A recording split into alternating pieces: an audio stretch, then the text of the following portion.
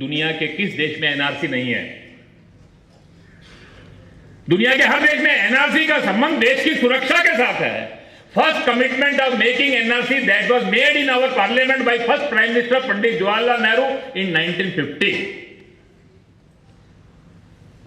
ये एनआरसी जो है, ये आज बॉर्डरलेस वर्ल्ड नहीं है। दुनिया में अपराध एक देश से दूसरे देश में होते हैं, हर देश के लोग अपने नागरिकता के रजिस्टर बनाते हैं, हमको भी अधिकार है।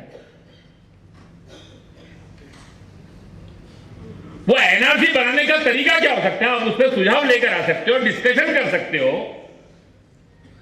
भारत चीन नहीं है, भारत अरब देशों की तरह नहीं है। हमारे देश का अपने एक परंपरा है, एक इतिहास है। हम किसी के साथ अन्याय नहीं करते। भारत भारत के ढंग से ही विचार करेगा, लेकिन इस सारे कट्टरवादियों के दबाव के अंदर अब भारत झुकने वाला नहीं। सेवा, संपर्क, सहयोग, संस्कार, इस भाव को मन में लेकर काम करने वाले भारत विकास परिषद की ओर से आयोजित आज के इस विचार गोष्ठी वैचारिक सत्र में हम सबके सौभाग्य से मंच पर विराजमान कार्यक्रम के माननीय विशिष्ट अतिथि रिटायर्ड डीजीपी श्री दिनेश जी वाजपेयी, आज के कार्यक्रम के चेयरमैन श्री नंदलाल जी सिंघानिया, कार्यक्रम में उपस्थित वरिष्ठ अधिवक्ता भारत विकास परिषद के पास्ट प्रेसिडेंट श्री घनश्याम शुक्ला जी, वर्तमान अध्यक्ष श्री लीलाधर जी पोद्दार, भारत विकास परिषद के राज्य के सचिव श्री राजीव जी अग्रवाल, कंपनी सेक्रेटरी, ऐसे विशिष्ट लोग मंच पर विराजमान हैं। सर्वप्रथम आप सबका आज के इस कार्यक्रम में मुझे बुलाने के लिए मैं आपका हार्दिक धन्यवाद करता हूं। मेरे सामने जो मंच के सामने विराजमान है वो एक से बढ़कर एक इस नगर के बुद्धिजीवी हैं। शायद मैं जो बात रखने वाला हूं मेरे से ज्यादा अच्छे ढंग से आप सब रख सकते हैं। ऐसे सभी प्रबुद्ध भाइयों बहनों को नमन करके आज के इस अवसर पर ट्रांसफॉर्मिंग भारत इन करंट सिनेरियो, 3 बातों की चर्चा मैं आप सबसे करूंगा। आज का दिन, उसका स्मरण, भारत क्या है, क्योंकि जिस भारत के ट्रांसफॉर्मेशन की बात कर रहे हैं उसी भारत की अवधारणा की सारी लड़ाई है। तो वो भारत क्या है ये भी स्मरण करना जरूरी है। और फिर करंट सिनेरियो में जो चल रहा है वो विषय क्या है उनकी भी चर्चा हम करेंगे। मकर संक्रांति का पावन पर्व है। प्रकृति के एक सहज परिवर्तन को हमने अपने जीवन का दर्शन बना लिया। अपनी संस्कृति का निर्माण हमने ऐसी ही छोटी छोटी बातों पर किया है। उत्थान और पतन ये जीवन का नियम है, लेकिन एक बार पतन होता है तो वो समाप्त नहीं होता, फिर उसके बाद उत्थान आता है। प्रकृति के अंदर सर्दी बढ़ गई, थोड़े दिन पहले एक जड़ता का वातावरण था, चारों ओर एक निराशा थी, पत्ते झड़ रहे थे, सूरज की गर्मी कम हो गई थी, दिन छोटे हो गए थे। बार बार मन में प्रश्न आता था, ये जड़ता, निराशा,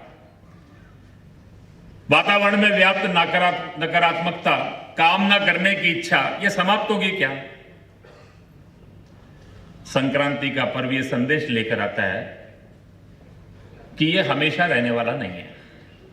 आज से दिन बड़े होने प्रारंभ हो गए, धीरे धीरे गर्मी भी बढ़ेगी, बसंत का आगमन होगा, नए कोपले भी फूटेंगे,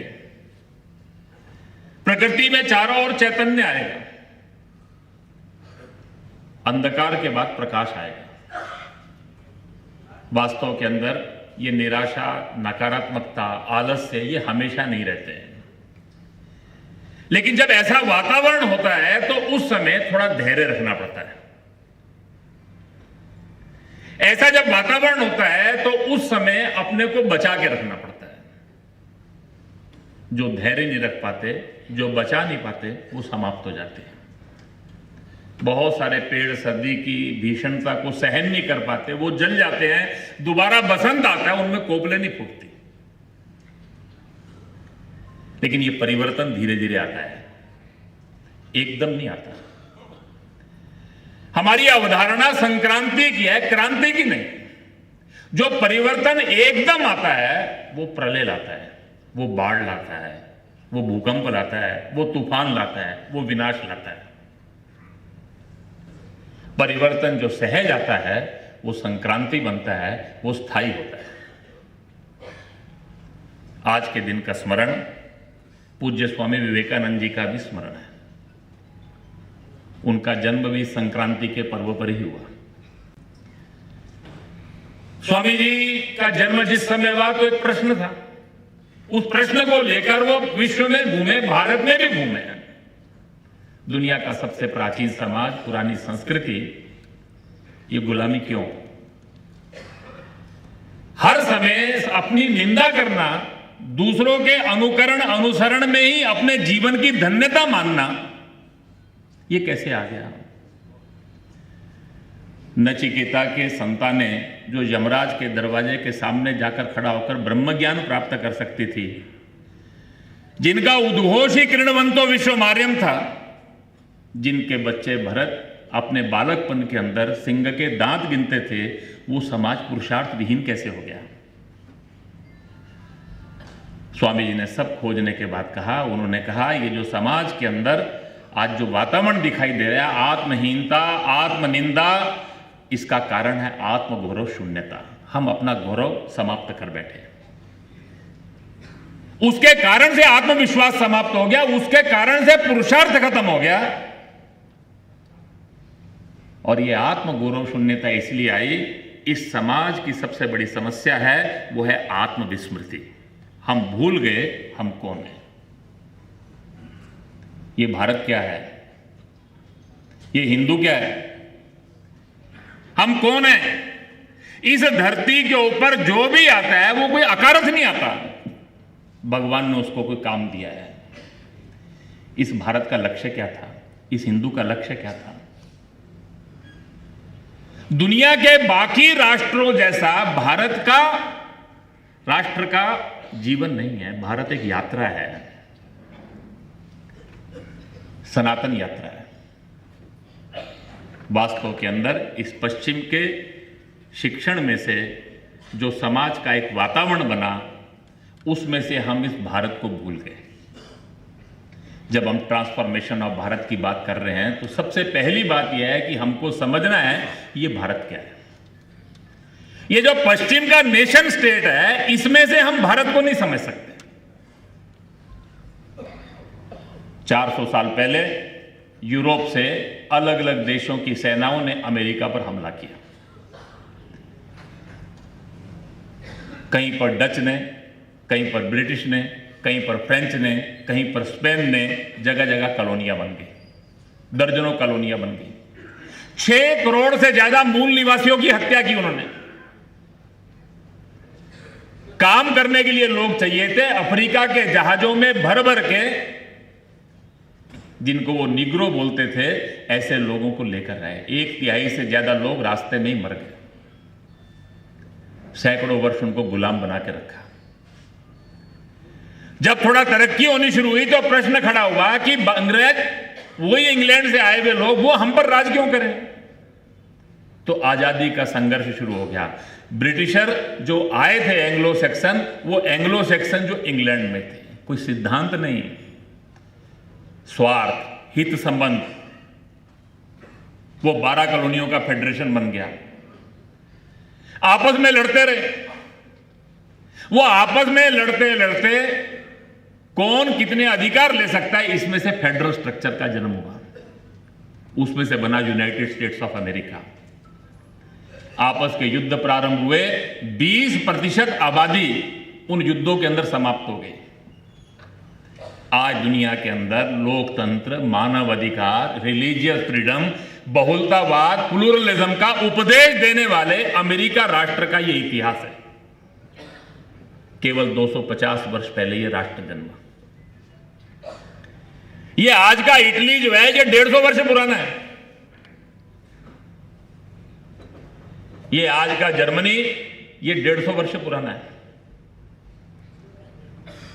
वो यूके का लिखित इतिहास 1000 साल का है, जिसमें वो इंग्लैंड था, इंग्लैंड से यूके बना, इतना पक्का है इस शताब्दी के अंत तक ये यूके रहने वाला नहीं है।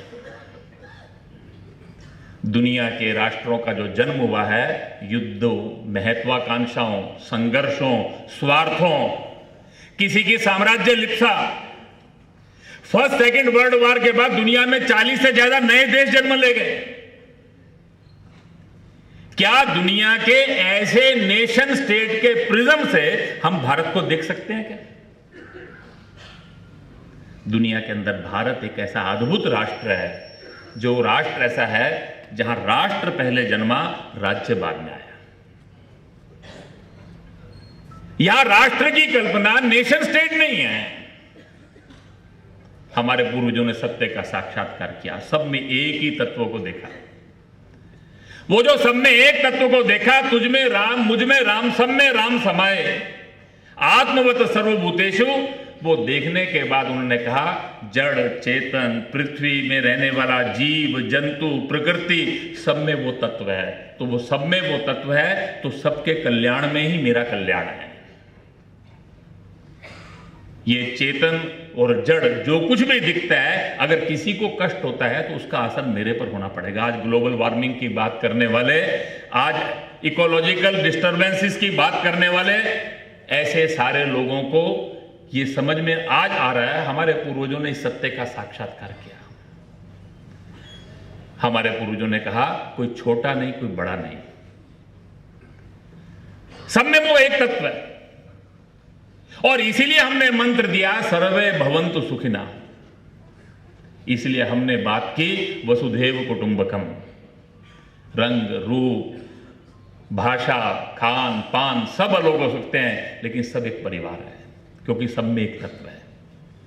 जीवन का लक्ष्य भोग नहीं है, उस एक से सब निकले, अंत में उस एक में मिल जाना है।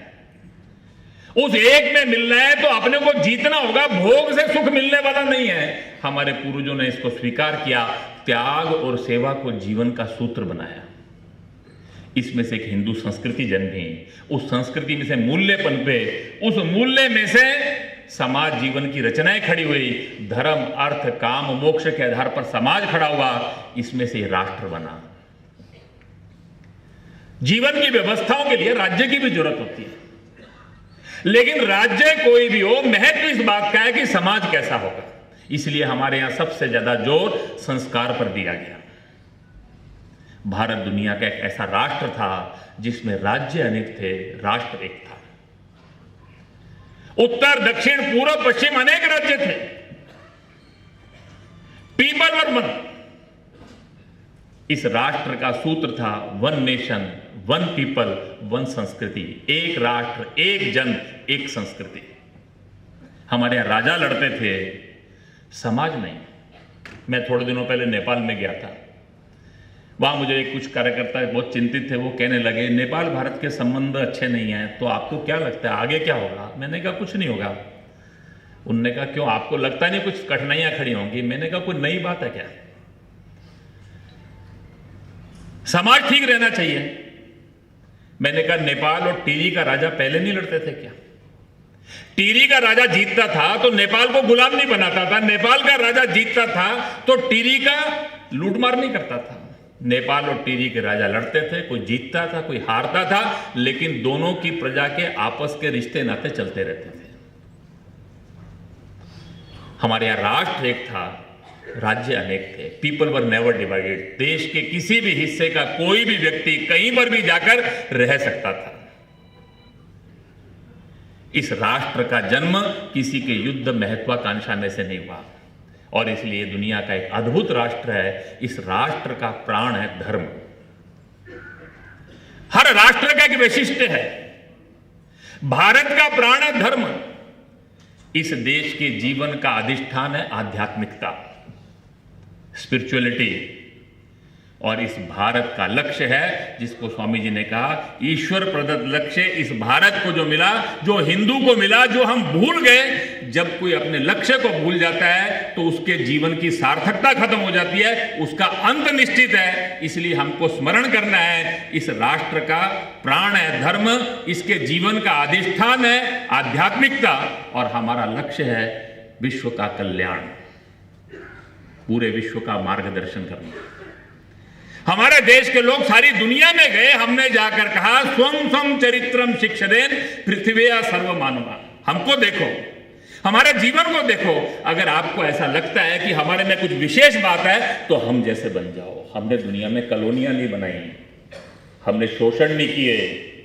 भारत का व्यापारी, भारत के राजनेता भी, भारत के सामान्य लोग सारी दुनिया के अंदर गए, लेकिन सारी दुनिया में कल्चरल एम्बेसडर बनकर गए।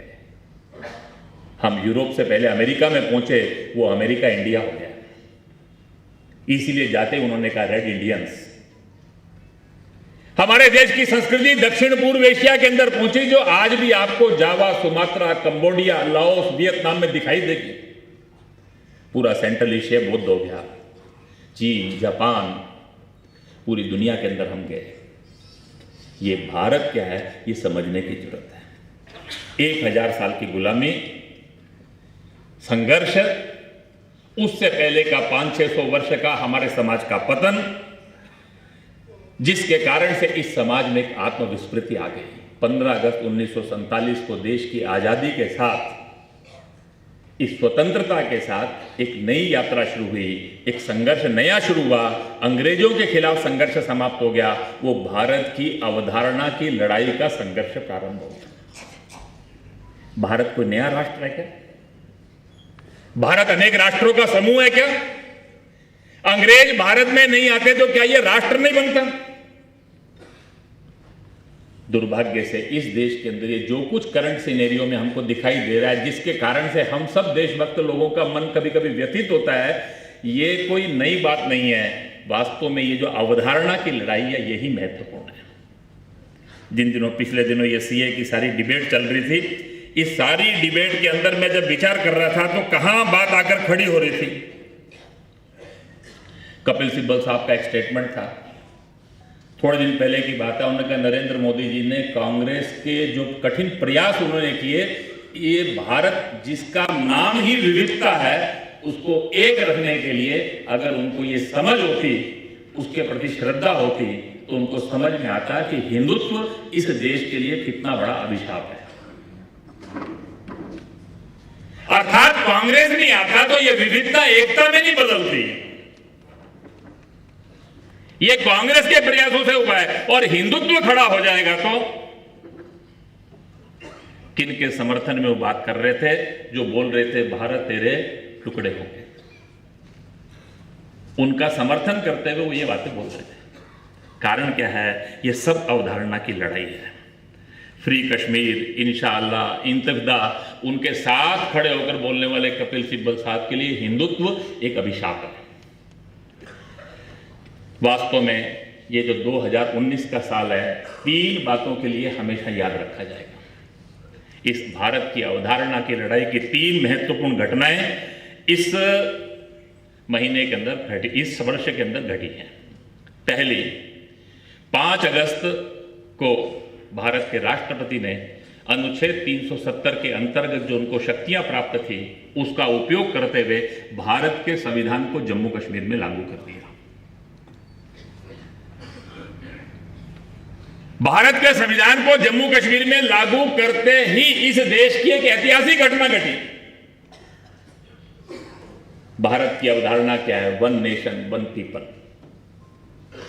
पूज्य बाबा साहब अंबेडकर ने जब अपने संविधान की रचना करते हुए उसका जो प्रीएम्बल बना, उसका पहला वाक्य था we the people of India. ये हम भारत के लोग, ये शब्द नहीं है, ये भारत की अभिव्यक्ति है। उन्होंने कहा कि अपना समाज छोटे छोटे टुकड़ों में बंट गया। मत, पंथ, भाषाएं, जाति, only language, only religion, only region can not be the only identity. जिस दिन ये भारत का संविधान लागू होगा, आज के बाद हमारी एक आइडेंटिटी होगी। कोई बड़ा नहीं, कोई छोटा नहीं, कोई अमीर नहीं, कोई गरीब नहीं, कोई ऊंची जाति का नहीं, कोई नीची जाति का नहीं। भाषा, मत, पंथ, रीजन, ये सब एक तरफ है। आज के बाद हमारी एक आइडेंटिटी है, हम भारत के लोग। इसको पहला धक्का लगा 1952 में, जब शेख और नेहरू ने मिलकर समझौता कर लिया और उस समझौते में तय कर लिया कि जम्मू कश्मीर में भारत का संविधान लागू नहीं होगा, वहां पर तिरंगा नहीं लहरेगा, वहां के डिनोमिनेशन भी सदर रियासत और वजीर आजम अर्थात राष्ट्रपति राज्यपाल हो जाएंगे। राज्यपाल, वो जो वजीर आजम होगा, सदर रियासत होगा, वो राष्ट्रपति अपॉइंट नहीं करेगा, that will be elected by there assembly. जैसे ये आया, उस समय जम्मू कश्मीर के प्रजा परिषद का अद्भुत आंदोलन शुरू हुआ। गले में डॉक्टर राजेंद्र प्रसाद का चित्र, एक हाथ में तिरंगा, एक हाथ में भारत का संविधान, एक देश में एक निशान, एक विधान। ऐसे लोगों पर लाठियां चली, गोलियां चलाई गई, 18 से ज्यादा लोग बलिदान हो गए। संसद में अभूतपूर्व चर्चा हुई। नेहरू जी ने कहा, शेख को ऐसा लगता है कि मुस्लिम मेजोरिटी जम्मू कश्मीर जो है, हिंदू मेजोरिटी भारत, कल को क्या होगा, उनको कुछ विशेष प्रावधान चाहिए, उनको कुछ कॉन्स्टिट्यूशनल गारंटीज चाहिए। डॉक्टर श्यामा प्रसाद मुखर्जी जी ने संसद के अंदर उन्होंने कहा, यह पाकिस्तान का निर्माण इसी पर तो हुआ है, क्या एक और विभाजन होगा? उन्होंने कहा, मैं नेहरू जी से एक प्रश्न करता चाहता हूं कि भारत के 4.5 करोड़ मुसलमान जिस भारत के संविधान के अंतर्गत अपने आप को सुरक्षित महसूस करते हैं, जम्मू कश्मीर के 25 लाख मुसलमान उस संविधान के अंतर्गत अपने आप को सुरक्षित क्यों नहीं महसूस करते? क्या एक एरिया मुस्लिम मेजोरिटी होगा तो उसके लिए स्पेशल प्रोविजन होंगे क्या? भारत के संवैधानिक इतिहास का सबसे काला दिन था 14 मई 1954, जिस दिन भारत के राष्ट्रपति ने एक ऑर्डर जारी किया, जिस ऑर्डर के अंतर्गत भारत के संविधान के 100 से ज्यादा आर्टिकल जम्मू कश्मीर में लागू नहीं हुए, 100 से ज्यादा अमेंडमेंट हो गई। आर्टिकल 35 है जैसा आर्टिकल संविधान में बिना संसद में गए डाल दिया गया। भारत के we the people of India divided into 2 on that day. एक, we the people of India who are resident of JNK, एक we the people of India who are not resident of JNK। उस दिन 2 भारत के संविधान हो गए, एक भारत का संविधान जो जम्मू कश्मीर का है लिए है, एक भारत का संविधान जो भारत के जम्मू कश्मीर को छोड़कर शेष भारत के लिए है। ये जो व्यवस्था थी, इस व्यवस्था का अंतर्गत समाप्ति हुई। We the people of India become one, whole of the constitution applicable to whole of the country that also become one, वो 5 अगस्त को हुआ। भारत के संवैधानिक इतिहास का स्वर्णिम दिन था। भारत के संविधान निर्माताओं के लिए इससे बड़ी श्रद्धांजलि नहीं हो सकती थी। 7 अगस्त को अनुच्छेद 370 निष्प्रभावी हो गया। दूसरी घटना घटी, 10 नवंबर को सर्वोच्च न्यायालय का निर्णय आया, श्री राम जन्मभूमि पर भव्य मंदिर का निर्माण। श्री राम जन्मभूमि पर भव्य मंदिर का निर्माण केवल एक मंदिर के निर्माण के संकल्प की पूर्ति का कदम नहीं है। बहुत लोगों ने कहा, क्या फर्क पड़ता है, मंदिर मस्जिद दोनों बना देते। भारत की पहचान सर्वधर्म समभाव में है। दुनिया के हर पीड़ित को हमने शरण दी। वो अरब के व्यापारी केरल के अंदर आए, वो चेरामन पेरुमल के सामने, उन्होंने कहा हम इबादत करना चाहते हैं। उन्होंने कहा हाँ लो ना जगह। उनको जगह दी। पैगंबर के जन्म के समय ही कहते हैं कि वहां एक मस्जिद बनी, वो भारत की पहली मस्जिद थी। भारत की आइडेंटिटी चेरामन मास्क हो सकती है, भारत की आइडेंटिटी वो बाबरी मास्क नहीं हो सकती। बाबर कभी अपने जीवन के अंदर अयोध्या नहीं गया। सारे देश को इस्लाम में मतांतरित करने का सपना देखने वाला, भारत की संस्कृति की मूल तत्व ईश्वर एक है, उसको प्राप्त करने का मार्ग कोई भी हो सकता है, उसके खिलाफ खड़े होने वाला वो विचार जिसने उस अयोध्या के मंदिर को तोड़ा, उसी दिन भारत में एक संघर्ष शुरू हुआ। 491 साल का संघर्ष, 76 लड़ाइयां, लाखों लोगों का बलिदान। इस देश में अंग्रेजों के कानून की व्यवस्था आई तो 1885 के अंदर सबसे पहला कोर्ट में केस हुआ। देश आजाद होते ही हिंदू समाज ने वहां पर मूर्तियां रखकर पूजा करनी प्रारंभ की और 1950 में जो कोर्ट केस प्रारंभ हुआ, 69 इयर्स की न्यायिक यात्रा, न्यायिक संघर्ष है। 84 तक जब कोई सुनवाई की डेट ही नहीं लगी, जो बहुत लोग कहते थे न्यायालय की इंतजार करो, उनको प्रश्न करना चाहिए, 34 साल तक कोई तिथि नहीं लगी, तो 84 के अंदर एक अद्भुत आंदोलन शुरू हुआ। पूरे देश के 15 करोड़ से ज्यादा लोगों ने भागीदारी की, 4.5 लाख से ज्यादा गांव के लोगों ने भागीदारी की। शिला पूजन हुए, कार सेवा हुई, हस्ताक्षर अभियान हुए। ऐसा अद्भुत 35 साल का जन आंदोलन और उसका परिणाम 2019 10 नवंबर को श्री राम जन्मभूमि पर भव्य मंदिर के निर्माण का रास्ता ये सब प्रशस्त हुआ। इसका भी एक संदेश है और वो संदेश क्या है? वो संदेश बड़ा स्पष्ट है। मेरे से बहुत लोगों ने कहा कि इतना आग्रह क्यों? मैंने उनसे एक छोटा सा प्रश्न किया। 1947 में देश आजाद हुआ, सबसे पहला काम हमने क्या किया? रात को 12 बजे यूनियन जैक उतारा, तिरंगा लगा दिया। मैंने कहा 150 साल से यूनियन जैक था ना, क्या फर्क पड़ता है? देश स्वाधीन हो गया है। यूनियन जैक गुलामी की निशानी है। दिल्ली के इंडिया गेट के अंदर जॉर्ज पंचम की मूर्ति थी, वो हटा दी गई। दिल्ली के शीशगंज गुरुद्वारे के सामने चांदनी चौक में डलहौजी की मूर्ति थी, वो हटा दी गई। एक एक करके सब मूर्तियां हटा दी गई। दिल्ली के अंदर किंग्सवे कैंप के अंदर एक पार्क है, उसमें कोई जाता नहीं है। दिल्ली की सारी अंग्रेजों की मूर्तियां वहां इकट्ठी कर दी गई। इस देश के ईसाइयों ने यह नहीं किया कि आप हमारी धार्मिक भावना को ठेस पहुंचा रहे हो, क्योंकि British invaders can not be the forefathers of Christians of Bharat. ये जो इन्वेडर्स की हिस्ट्री है, इन्वेडर्स का इतिहास है, समाज के किसी भी वर्ग के लिए वो गर्व का विषय नहीं हो सकता। भारत के मुसलमानों के पूर्वज बाबर, औरंगजेब, भारत के मुसलमानों के पूर्वज वो तुर्क, वो फारसी, वो अरब आक्रमणकारी नहीं हो सकते। भगवान राम की भव्य जन्मभूमि पे मंदिर का निर्माण उस भारत के सर्वधर्म संभाव और इस देश में उन आक्रामकों की निशानी को हटाना, यानी इस देश के पूर्वजों के प्रति एक गर्व का भाव मन के अंदर खड़ा होना।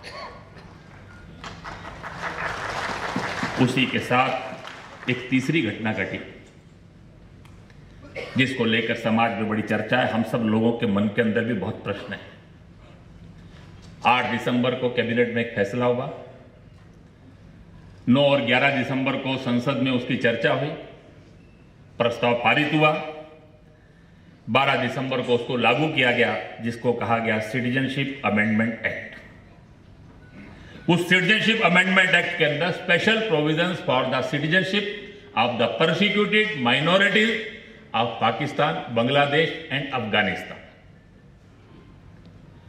हमने कुछ विशेष प्रोविजन किए 3 देशों के परसिक्यूटेड माइनॉरिटीज के लिए। बाय नेम हमने कहा हिंदू, ईसाई, सिख, जैन, बौद्ध, पारसी, इन सब के लिए हमने ये प्रावधान किए।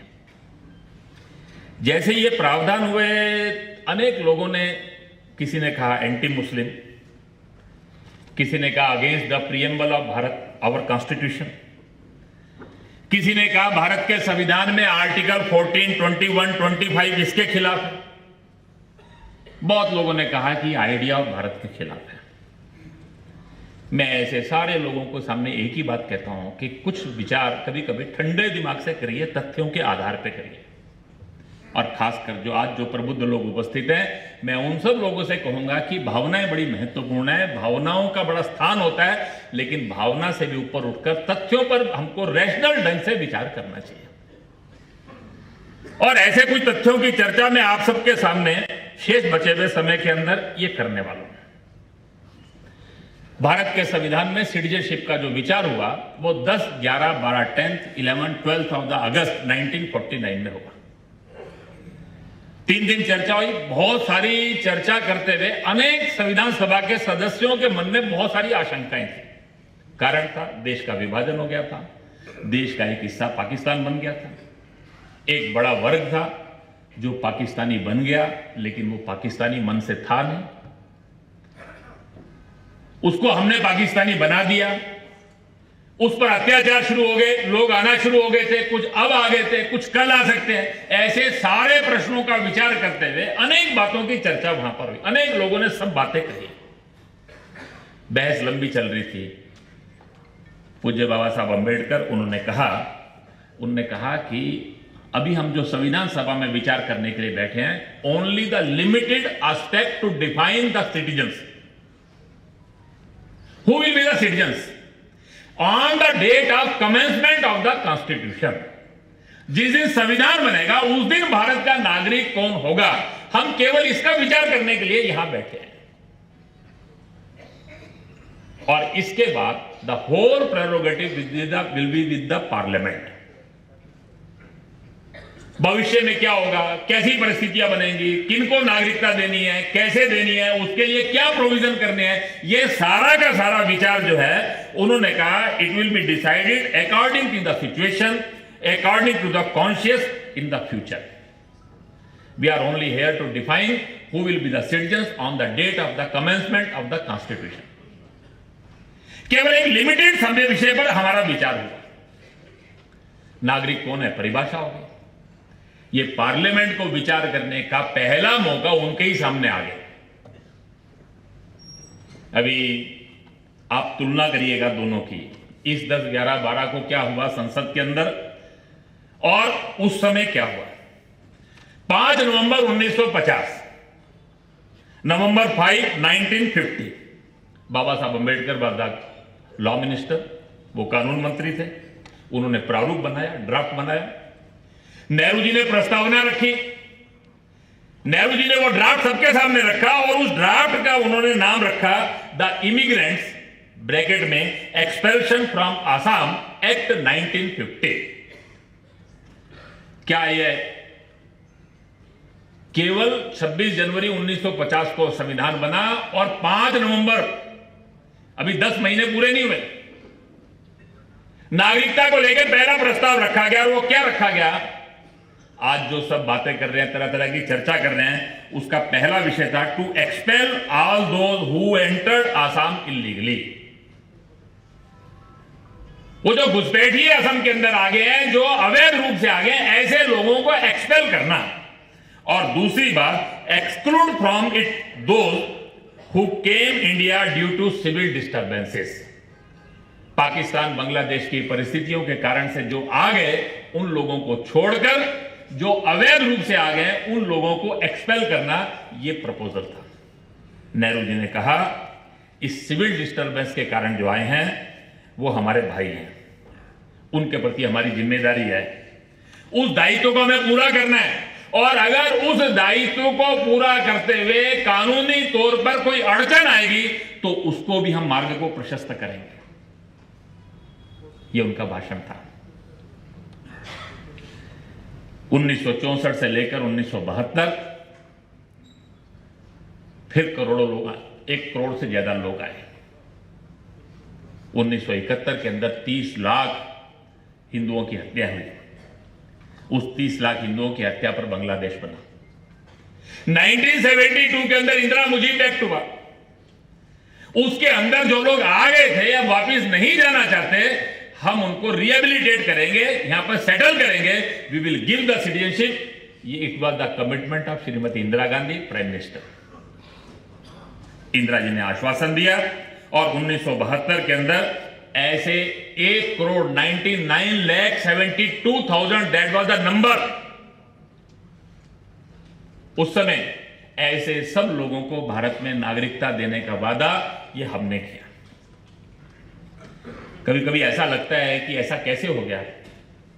2003 भारत की संसद में, हमारे संसद के इतिहास में कभी कभी कुछ अभूतपूर्व दिन होते हैं जब सब एक हो जाते हैं।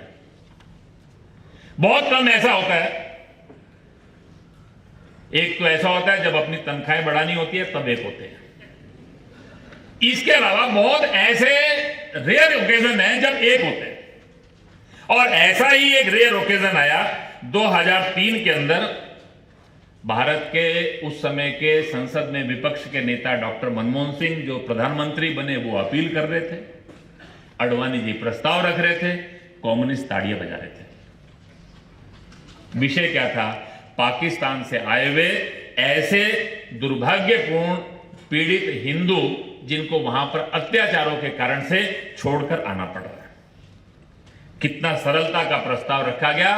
राजस्थान, गुजरात ऐसे सीमावर्ती क्षेत्रों के अंदर जिलाधीशों का अधिकार दे दिया गया, डिप्टी कमिश्नरों को अधिकार दे दिया गया कि आप उनको सिटीजनशिप प्रोवाइड कर सकते हैं। बंगाल के आए हुए हिंदुओं के लिए भी प्रस्ताव रखा गया, एक मत्ता थी, लागू नहीं हुआ। 2003-4 एनडीए का शासन था, 4 में यूपी आ गया, 4 से 2 साल वो एक्सटेंड हुआ, फिर 3 साल तक उसको एक्सटेंशन इसी प्रकार मिलती चली गई। बंगाल के अंदर 28 दिसंबर 2010 सर्वदलीय सभा थी मथुआ समाज की। वहां पर कम्युनिस्ट नेता गौतम देव सीपीएम को बोल रहे थे। उनने कहा हम सर्वसम्मति से प्रस्ताव पारित करें, नागरिकता में संशोधन करें। इस सारा समाज जो बांग्लादेश से है उनको विस्थापितों का पुनर्वास, ये हमारा दायित्व है, ये संकल्प बनना चाहिए। 22 मई 2012 को प्रकाश करात ने राष्ट्रपति को पत्र लिखा, प्रधानमंत्री को पत्र लिखा, इस विषय पर मानवीय दृष्टिकोण से विचार करना चाहिए।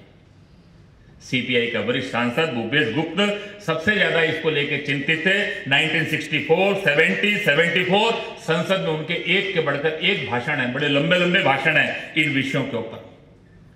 2012 में असम का कांग्रेस का प्रस्ताव आया, हितेश्वर सेकिया ने प्रस्ताव रखा कि बांग्लादेश से आए हुए ऐसे सारे पीड़ित हिंदुओं को हम नागरिकता प्रदान करेंगे। 1950 to 2014 इस विषय के ऊपर कोई मतभेद नहीं था, एक के बाद एक सब बोल रहे थे। प्रश्न ये आता है ये 2014 के बाद क्या हुआ? वास्तव में ये प्रश्न जो है ये बड़ा महत्व का है, लेकिन 2014 से भी बात करने से पहले एक विषय जो मुझे लगता है जो बात करने का बहुत महत्वपूर्ण है, इस प्रश्न की गंभीरता को समझना चाहिए। इस प्रश्न के साथ किसी को राजनीति करने का अधिकार नहीं है। ये वोट बैंक पॉलिटिक्स, ये किसी के व्यक्तिगत स्वार्थ, उसका विषय नहीं है। 1947 के अंदर देश की आजादी के साथ इस देश के इतिहास में पहली बार एक घटना घटी, वो जो मैंने कहा था, we the people of India, first time they were divided in 1947। देश का एक हिस्सा वो भारत नहीं रहा, वो पाकिस्तान बन गया। देश का एक बहुत बड़ा भूभाग अंग्रेजों के अंतर्गत था, एक बड़ा भूभाग ये मुगलों के अंतर्गत था, लेकिन भारत एक था। देश आजाद हुआ, देश का एक हिस्सा पाकिस्तान बन गया। मजहब के आधार पर पाकिस्तान बना, लेकिन हमने ट्रांसफर ऑफ पॉपुलेशन की बात नहीं की। इंडिया इंडिपेंडेंस एक्ट के अंदर हमने कहा we are only dividing the dominion, वहां के रहने वाले माइनॉरिटीज को अधिकार दिए जाएंगे, इसका वादा किया गया। जिन्ना ने कहा, लियाकत अली के भाषण हुए, गांधी जी ने बार बार कहा मोहम्मद अली जिन्ना पर अविश्वास करने का कोई कारण नहीं है। देश का एक बड़ा वर्ग जो इन क्षेत्रों में रहता था उसको समझ नहीं आ रहा था क्या करना है। पहले भी इस्लामिक शासन रहे थे, पहले भी और कट्टरपंथियों के शासन रहे थे, वो दिन भी निकल गए। सबके मन में कल्पना नहीं थी कि क्या होगा,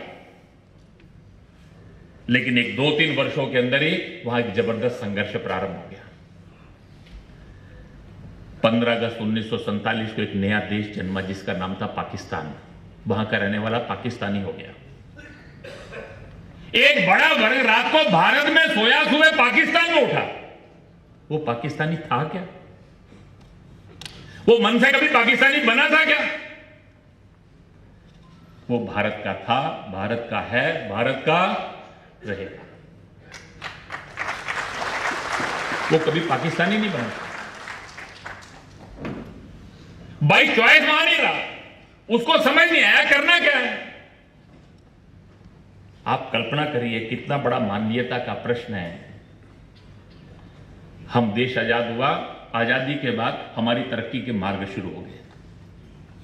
आज 4 पीढ़ियां हो गई। इस 4 पीढ़ियों के अंदर हमने इस आजादी का कितना आनंद लिया है, कितना सुख भोगा है। वो कल्पना करिए, वो लोग, देश आजाद हुआ और उनकी गुलामी की एक नई यात्रा शुरू हो गई। उनकी संपत्तियों पर हमले शुरू हो गए, उनके माताओं बहनों के अपमान की घटनाएं प्रारंभ हो गई, उनके धार्मिक अधिकार ये समाप्त हो गए। अपने धर्म के आधार के ऊपर, आस्था के आधार पर जीवन जीना उनके लिए कठिन हो गया। पिछले 4 पीढ़ी से उन लोगों की यात्रा शुरू हो गई। लियाकत नेहरू पैक्ट हुआ, डॉक्टर श्यामा प्रसाद मुखर्जी ने विरोध किया। उन्होंने कहा एक खाली आश्वासन है, इसमें कुछ नहीं है। आप जनसंख्या की अदला बदली की बात कीजिए, अदला बदली नहीं कर रहे तो जितनी जनसंख्या आ रही है उतना भूभाग मांगिए। जो लोग यहां आ गए उनकी संपत्ति का मूल्य मांगिए, जो रह जाएंगे उनके लिए संवैधानिक गारंटी मांगिए। इसके अंदर कुछ नहीं है, वास्तव में कुछ नहीं था। 6 महीने बाद योगेंद्र नाथ मंडल, जो पाकिस्तान के पहले लॉ मिनिस्टर थे, ये सब बातें करते हुए वापस आ गए। वो लियाकत नेहरू पैक्ट, डॉक्टर श्यामा प्रसाद मुखर्जी, केसी नियोगी, 2 मंत्रिमंडल के सदस्यों ने इस्तीफा दे दिया। थोड़े समय बाद इसी विषय पर वित्त मंत्री जॉन मथाई, उन्होंने इस्तीफा दे दिया। सरदार पटेल बहुत ज्यादा नाराज थे कि आप ऐसा समझौता क्यों कर रहे हैं जिसमें केवल आश्वासनों के अलावा कुछ नहीं है। हमने आश्वासन दिए, उनने आश्वासन दिए। 51 में लियाकत अली खां की हत्या हो गई। पाकिस्तान कैसा बना? ख्वाजा नवाजुद्दीन, उस समय निजाम, ख्वाजा नाजिमुद्दीन जो उसके बाद प्रधानमंत्री बने, जो इसी बंगाल के रहने वाले थे, उनका एक वाक्य मैं बताता हूं, उसमें से हमको उस मानसिकता का समझ में आएगा। उन्होंने एक पुस्तक है रिलीजियस एक्सक्लूजन इन पाकिस्तान, उस रिलीजन एक्सक्लूजन इन पाकिस्तान के लेखक को उन्होंने कहा, I do not agree that religion is a private affair, nor do I agree that in an Islamic state every citizen has identical rights no matter what is caste, creed और faith be. अर्थात हर धर्म, हर जाति, इन सब लोगों को Islamic state में बराबरी के अधिकार नहीं हो सकते। 1956 में पाकिस्तान इस्लामिक राष्ट्र बन गया। जिस बांग्लादेश का जन्म 30 लाख हिंदुओं के बलिदान पर हुआ 1980 में, वो भी इस्लामिक राष्ट्र बन गया।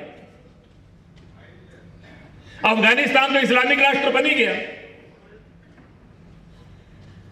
वास्तव के अंदर एक बड़ा प्रश्न आकर खड़ा हो गया। जिस दिन देश आजाद हुआ उसी दिन उस क्षेत्र के रहने वाले हिंदुओं का उत्पीड़न, उनके दुर्भाग्य का दिन शुरू हो गया। डॉक्टर श्यामा प्रसाद मुखर्जी पूछा करते थे, ये 5000 साल पुरानी हिंदू संस्कृति, क्या उस क्षेत्र में रहने वाले हिंदू का योगदान कम है क्या? जिस देश की आजादी की लड़ाई हमने लड़ी, 1000 साल हमको लड़ते हो गए, उसमें क्या उस क्षेत्र के लोगों ने बलिदान कम किए क्या? उनका भी उतना योगदान है, उनके भी उतने ही बलिदान है। लेकिन देश की आजादी के साथ वहां के रहने वाले जीवन, वो गुलामी का जीवन शुरू हो गया। 4 पीढ़ी वो अत्याचार सहते हुए हो गए, उसको अपमान का जीवन जीते हुए उसको हो गए। उसके मन में आता है, मेरे दादा के साथ हुआ, मेरे पिता के साथ हुआ, मेरे साथ हो रहा है, कल मेरे बच्चों के साथ ये नहीं होना चाहिए। मेरे मन में भी सम्मान के साथ जीने की इच्छा होती है। अपने बच्चों के लिए क्या क्या व्यक्ति नहीं करता, उस भाव को लेकर अगर कोई भारत में आता है तो क्या हम उसको स्वीकार नहीं करेंगे?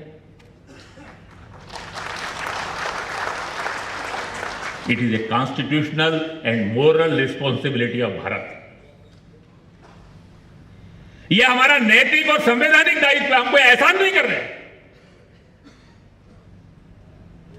उस मजहब के आधार पर पाकिस्तान नहीं बनता तो यह प्रश्न खड़ा होने वाला नहीं था। यह प्रश्न खड़ा क्यों हुआ? First time in our history people of India were divided into 2। एक राष्ट्र जिसने अपने आप को कहा मैं भारत नहीं हूं, नहीं तो ये सारा देश हमारे यहां पर हम संकल्प लेते हैं, जल हाथ में लेते हैं, हम क्या बोलते हैं, हम जम्बू द्वीपे, भारतवर्षे, बंगाल खंड है, पूरा जम्मू द्वीप है। भारतवर्ष की बात करते हैं, लेकिन एक भारतवर्ष नहीं रहा। वहां पे रहने वाले लोगों ने अपनी आइडेंटिटी को बदल दिया। उस सारे को ध्यान में रखते हुए आज जो स्थिति बनी है कि क्या हम उनके बारे में विचार नहीं करेंगे क्या? जो इस समय का वातावरण बना है, उस वातावरण के अंदर कुछ प्रश्न है, जरा खरे खरे प्रश्नों के खरे खरे उत्तर भी देने चाहिए, और उत्तर देते हुए उत्तर नहीं चाहिए, प्रश्न पूछने की जरूरत। 2 दिन पहले इंडियन एक्सप्रेस के अंदर एक आर्टिकल आया है, पिछले संडे को, पी चिदम्बरम साहब का, बड़े वकील हैं, वकील मंच पे बैठे हैं, बुरा मत मानिएगा, मैं माफी मांग कर कहता हूं, वकील का काम सच बोलना नहीं होता। वो तो वकालत करता है और वो उसको अपने मुद्दे की वकालत करनी होती है। उन्होंने इंडियन एक्सप्रेस के अंदर आर्टिकल लिखा, बड़े बड़े शब्द निकाले, majoritarian arrogance, no engagement with opposition, controversial legislation. बहुत जोरदार शब्द है, सुन के भी प्रभावित होता है व्यक्ति। बहुमत की एरोगेंस है, बहुमत के आधार पर हमारा अहंकार जग गया है, विपक्ष से हम बात करने को ही तैयार नहीं है। कंट्रोवर्शियल लेजिस्लेशन है। उन्होंने कहा कॉन्स्टिट्यूएंट असेंबली डिबेट में 3 महीने नागरिकता पर विचार हुआ और यहां अमेंडमेंट लाना था। 8 दिसंबर को प्रस्ताव रखा गया और 12 दिसंबर को सरकार का ऑर्डर भी आ गया। 4 दिन के अंदर ही यह काम हो गया। यह है एरोगेंस। मेरे समझ में नहीं आया, मैंने कहा मैं भी थोड़ा संविधान कुछ मैंने भी पढ़ा है, कम से कम पढ़े हुए लोगों के साथ जरूर रहा हूं। संविधान में डिबेट कब हुई? संविधान में सिटीजनशिप पे डिबेट हुई केवल 3 दिन, 10, 11, 12 अगस्त, इसके अलावा नहीं हुई। अगर तो प्रोसेस चला, ड्राफ्ट मिला, ड्राफ्ट डिस्ट्रीब्यूट हुआ, बाद में डिस्कशन हुआ, वो 3 महीने है भी। तो चिदम्बरम साहब से एक प्रश्न है कि ये जो सारा विषय आया, पहली बार 2016 में इस सिटीजनशिप अमेंडमेंट एक्ट का रेजोल्यूशन रखा गया, लोकसभा राज्यसभा में प्रस्ताव आया, विपक्ष ने कहा कि जल्दबाजी में प्रस्ताव आ रहा है, चर्चा होनी चाहिए, एंगेजमेंट होनी चाहिए, ज्वाइंट पार्लियामेंट्री कमेटी बनी, 30 सदस्य उसमें थे, सब पार्टियों के थे। 6 बार उस कमेटी का एक्सटेंशन किया गया, 14 दिन उसकी ऑफिशियल सीटिंग हुई, 11 दिन उसके फील्ड विजिट हुए, 9000 मेमोरेंडम उसको मिले, और ये सारा होने के अलावा इनफॉर्मल मीटिंग्स की संख्या कितनी थी। और उसके बाद जनवरी 2018 के अंदर लोकसभा में प्रस्ताव आया, पारित हो गया, राज्यसभा में वो नहीं पारित हो सका। 2019 के चुनाव के बाद दोबारा से वो 10, 11, 12 दिसंबर को पारित हुआ। ये एंगेजमेंट विद अपोजिशन नहीं है क्या? ये 3 साल की चर्चा जो प्रक्रिया चली, 9000 मेमोरेंडम जिसके अंदर आए, और इतने मानवीय विषय के ऊपर जिसके ऊपर पिछले 70 साल से सब पार्टियां बोलती रही, ये कंट्रोवर्शियल लेजिस्लेशन है क्या? अगर ये कंट्रोवर्शियल लेजिस्लेशन में था तो 1950 में नेहरू जी ने क्या रखा था? 1972 का इंदिरा जी का ऑर्डर क्या था? 2003 के अंदर मनमोहन सिंह जी के और अपील के ऊपर अडवाणी जी का प्रस्ताव क्या था? क्या वो भी कंट्रोवर्शियल लेजिस्लेशन थे क्या?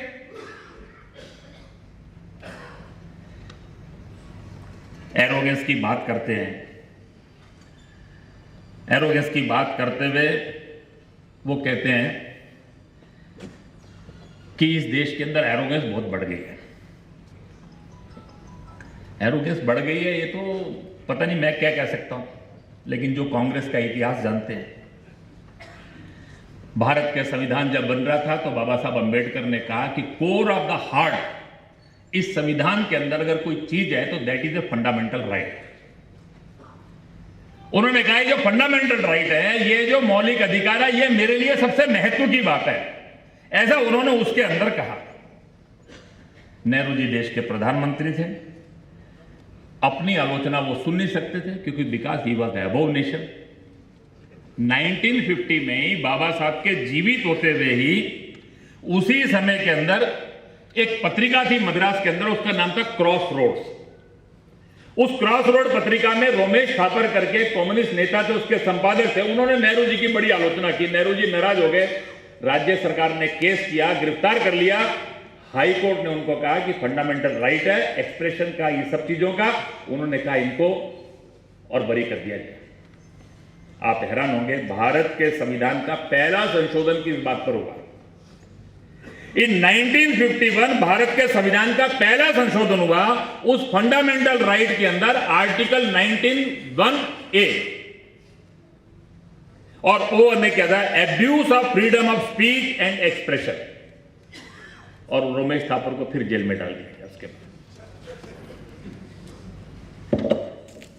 ये जो एरोगेंस की बात करते हैं, वास्तव के अंदर इन एरोगेंस करने वालों को प्रश्न करना चाहिए कि what is the arrogance of majoritarian. 356 आया, उन्होंने कहा कि एक फेडरल स्ट्रक्चर है, इस फेडरल स्ट्रक्चर के अंदर 356 जैसा लेजिस्लेशन नहीं होना चाहिए। राज्य केंद्र को अधिकार है राज्य को बर्खास्त करने का। डॉक्टर अंबेडकर जी ने कहा, बाबा साहब ने कहा, उन्होंने कहा कि फेडरल स्ट्रक्चर में नहीं चाहिए, लेकिन कल को पता नहीं क्या परिस्थिति बने, देश की एकता के लिए कब जरूरत पड़े, इसके लिए कुछ व्यवस्था रखनी चाहिए। इसलिए हम 356 का प्रोविजन रख रहे हैं, लेकिन हमें विश्वास है कि इसका उपयोग करने का अवसर नहीं आएगा। Hope it will not be. आप सुन के हैरान होंगे, 1990 में सुप्रीम कोर्ट ने एसआर बोमई वर्सेस यूनियन का फैसला, जिसमें चेक एंड बैलेंस उन्होंने किस राज्य सरकार को बर्खास्त करने के लिए क्या क्या जरूरी है प्री कंडीशन, उससे पहले 114 टाइम 356 का उपयोग किया गया। एरोगेंस ऑफ मेजोरिटेरियन एरोगेंस का हाल ये था कि इंदिरा जी ने 1966 से 1975 तक 35 बार राज्य सरकारें बर्खास्त की यूजिंग दिस 356। आपातकाल का अनुमोदन हो गया, विपक्ष जेल में था, एंगेजमेंट विद अपोजिशन हो रही थी, उनको जेल में डाल दिया था और आप आपातकाल का समर्थन कर रहे थे। ये सारे प्रश्न भी करने की जरूरत है। अभिषेक मनु सिंघवी जी ने कहा कॉन्स्टिट्यूशनल मोरालिटी। हमारे प्रियम्बल में एक शब्द है secularism. Secularism is the tenet of our constitution, our preamble, our commitment. ये बिल सेकुलरिज्म के खिलाफ है। मैं जम्मू कश्मीर में बहुत समय रहा, जम्मू कश्मीर स्टडी सेंटर की चर्चा कर रहे थे। कांग्रेस के लोगों को सेकुलरिज्म की बात करने का अधिकार है क्या? 1976 के अंदर पहली बार प्रियम्बल में secularism, unity and integrity of the nation, ये दो बातें जोड़ी गई। विपक्ष जेल में था, आपने 42nd अमेंडमेंट लाया, ये जोड़ दिया, लेकिन जम्मू कश्मीर में यह लागू नहीं हुआ। जम्मू कश्मीर के लिए वहां की सरकार की सहमति चाहिए। सरकार केंद्र ऑर्डर कर सकती थी, कांग्रेस की सरकार थी, हिम्मत नहीं हुई सेकुलरिज्म लागू करने की। 2002 से 2014 तक दोबारा कांग्रेस की गठबंधन की सरकार रही वहां पर। 2005 से 8 तक तथाकथित सेकुलर नेता गुलाम नबी आजाद मुख्यमंत्री रहे।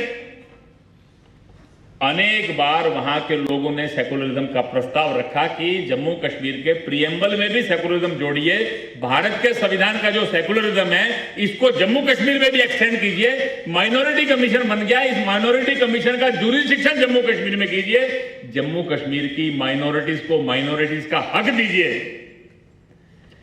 लेकिन वो जम्मू कश्मीर के अंदर कभी लागू नहीं हुआ। उसका कारण क्या है? Secularism is against the tenants of Islam. वो इस्लाम के टेनेंट के खिलाफ है और इसलिए नेशनल कॉन्फ्रेंस, पीडीपी, कांग्रेस सब एकजुट हो जाते थे, सब एकजुट हो जाते थे। जम्मू कश्मीर में सेकुलरिज्म लागू हुआ 5 अगस्त 2019 को। Unity and integrity of nation का कमिटमेंट लागू हुआ 2019 को। जो लोग ये सारी बात करते हैं उन सब लोगों से जरा खड़े होकर ये प्रश्न करने की भी जरूरत है कि आपको सेकुलरिज्म और इन सब की बातें करने का अधिकार है। बहुत प्रश्न आजकल चल रहा है, सारे उसमें से एक बड़ा तूफान मचा हुआ है दुनिया के अंदर। यूएस के अंदर एक संस्था है, US commission on international religious freedom. मैं बता रहा था अमेरिका का इतिहास क्या है।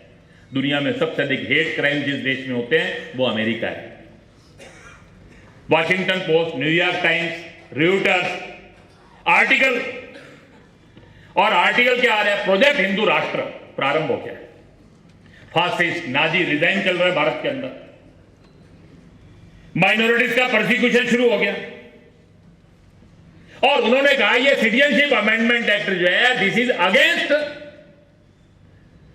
सेकुलरिज्म और दुनिया के अंदर रिलीजियस फ्रीडम के खिलाफ है। मजे की बात यह है कि आपको एक बहुत बड़ी मजेदार बात बताता हूं। 1989 के अंदर रशिया टूट गया, यूएसएसआर टूट गया, वो कई टुकड़ों के अंदर बढ़ गया। उसमें कुछ हिस्से तजाकिस्तान, अजरबैजान, कजाकिस्तान, यूक्रेन ये सब बन गए। वो सारे क्षेत्रों के अंदर क्रिश्चियंस माइनॉरिटीज में आ गए, ज्यूज माइनॉरिटी में आ गए। कुछ जगह प्रोसिक्यूशन शुरू हो गया, कुछ जगह से लोग निकलने शुरू हो गए। तो अमेरिका के अंदर एक सांसद थे, उनका नाम था लॉटेनबर्ग।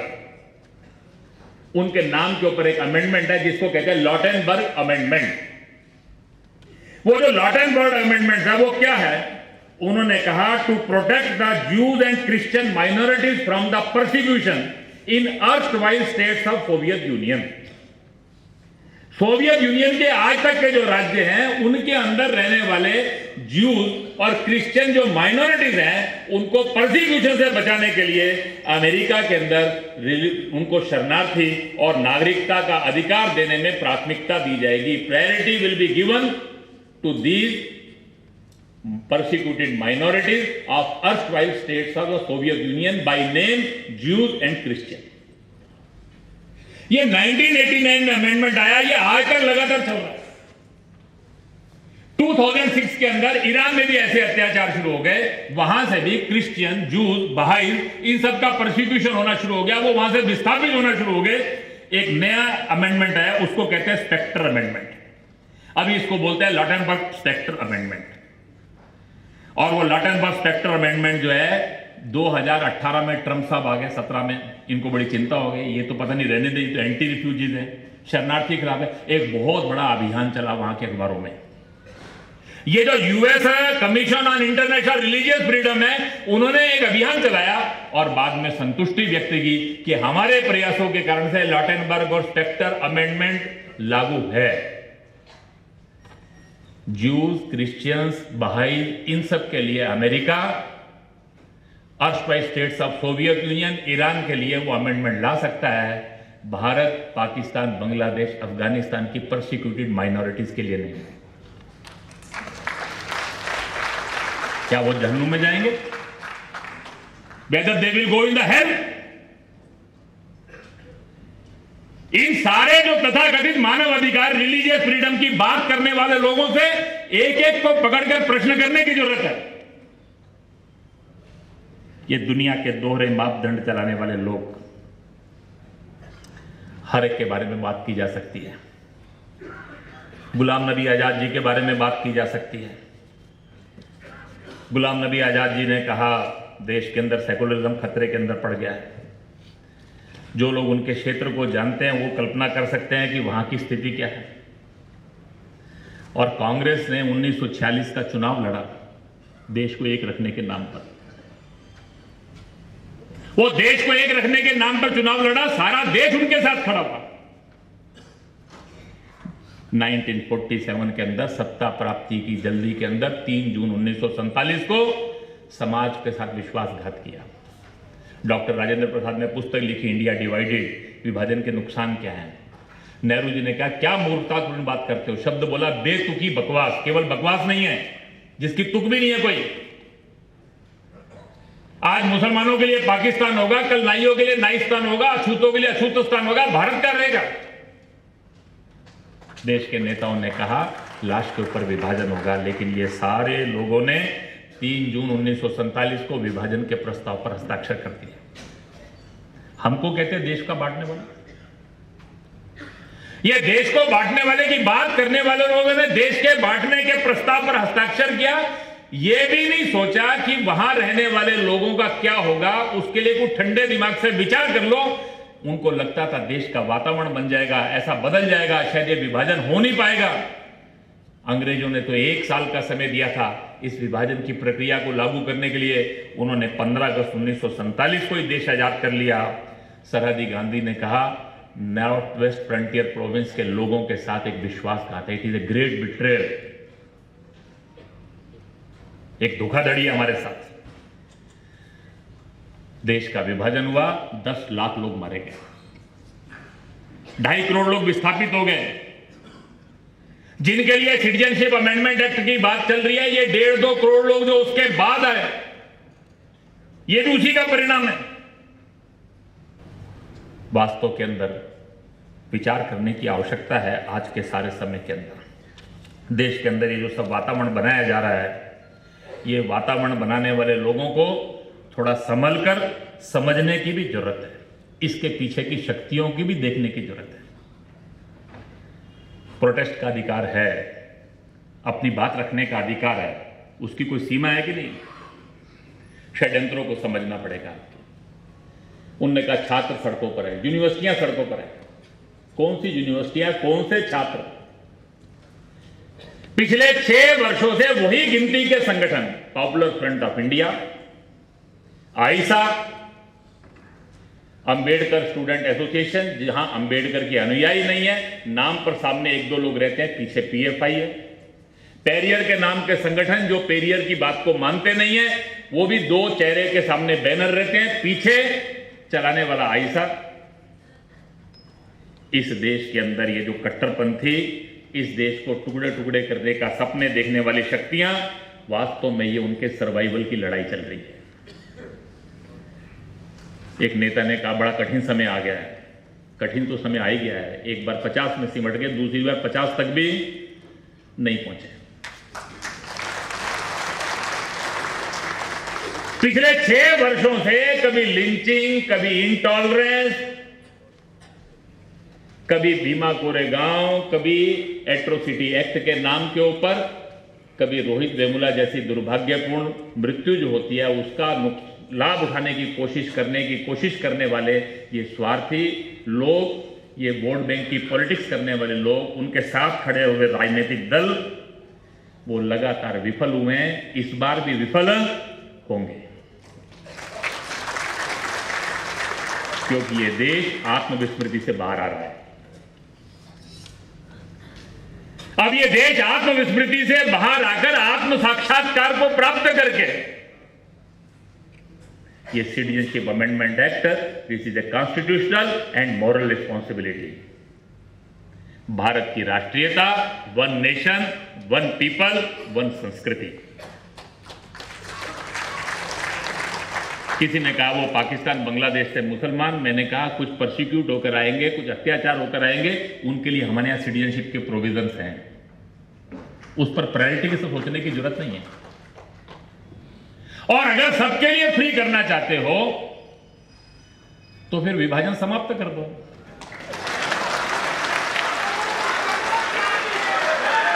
हमने विभाजन नहीं मांगा था। इस विभाजन को समाप्त कर दो, देश एक कर दो, जो आना चाहे सो आए। हम तो पहले ही कह रहे वन नेशन वन पीपल। और जो एनपीआर, एनआरसी, इन सब बातों के ऊपर डिस्कशन करते हैं, उनसे ठंडे दिमाग से एक एक प्रश्न पे अलग अलग बात करिए। ये सारे प्रश्न रखिए, क्या सिटीजनशिप अमेंडमेंट एक्ट चाहिए? अगर चाहिए तो पहले स्वीकार करो। दूसरी बात, एनआरसी, दुनिया के किस देश में एनआरसी नहीं है? दुनिया के हर देश में एनआरसी का संबंध देश की सुरक्षा के साथ है। First commitment of making NRC that was made in our parliament by first prime minister Pandit Jawaharlal Nehru in 1950। ये एनआरसी जो है, ये आज बॉर्डरलेस वर्ल्ड नहीं है। दुनिया में अपराध एक देश से दूसरे देश में होते हैं। हर देश के लोग अपने नागरिकता के रजिस्टर बनाते हैं। हमको भी अधिकार है। वो एनआरसी बनाने का तरीका क्या हो सकता है? आप उस पर सुझाव लेकर आ सकते हो, डिस्कशन कर सकते हो। भारत चीन नहीं है, भारत अरब देशों की तरह नहीं है। हमारे देश का अपने एक परंपरा है, एक इतिहास है। हम किसी के साथ अन्याय नहीं करते। भारत भारत के ढंग से ही विचार करेगा।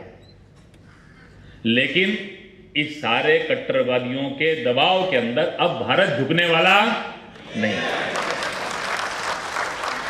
यह बात सबके समझ में आनी चाहिए।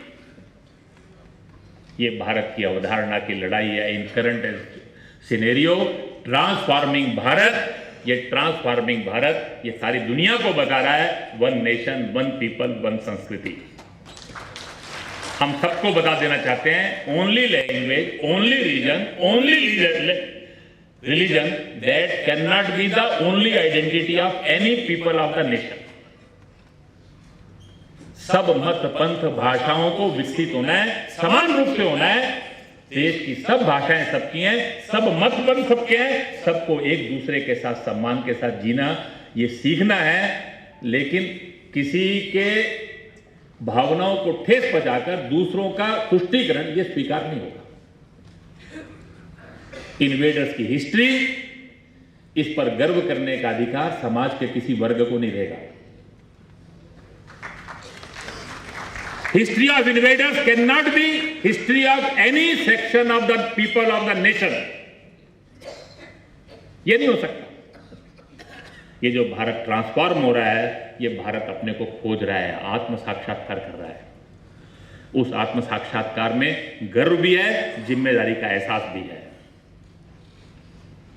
इस आत्म साक्षात्कार के अंदर आत्मविश्वास है, लेकिन इस आत्मविश्वास का आधार स्पिरिचुअलिटी है।